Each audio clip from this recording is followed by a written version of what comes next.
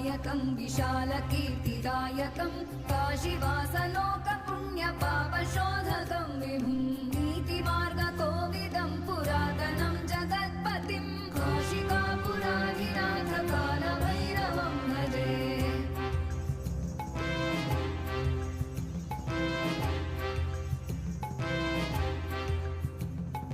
कालभैरवाष्टकं पठन्ति ये मनोहरं ज्ञानमुक्तिसाधनं विचित्रपुण्यवर्धनं शोकमो